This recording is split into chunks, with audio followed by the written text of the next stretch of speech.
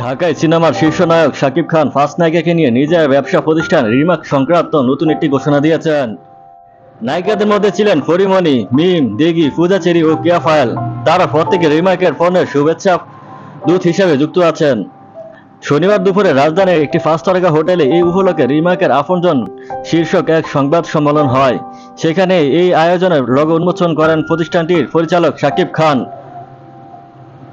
অনুষ্ঠানে শাকিব খান বলেন, ক্ষুদ্র ব্যবসায়ীদের পাশে দাঁড়ানোর উদ্দেশ্যে রিমাকের নতুন একটি উদ্যোগ আপনজন। এটি এমন একটি ব্যবসায়িক উদ্যোগ যার সদস্য হলেই লাভবান হবেন ব্যবসায়ীরা। যেমন আপনজনের সদস্যরা রিমাক থেকে যত টাকার মূল্যের পণ্য কিনবেন ঠিক তত পরিমাণ অর্থই আর্থিক সহায়তা হিসাবে পাবেন। তিনি আরও বলেন, একটি দেশের ক্ষুদ্র ব্যবসায়ীদের বাদ দিয়ে উন্নয়নের দিকে পৌঁছানো যায় না, কারণ প্রান্তিক পর্যায়ে কোনো পণ্য পৌঁছে দেন তারাই।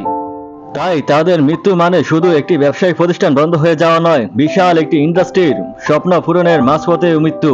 তাই আপনজন একটি ভালোবাসার উদ্যোগ। এর মাধ্যমে ছোট ক্ষুদ্র মাঝারি ব্যবসায়ীদের পাশে সবসময় থাকবে রিমাক।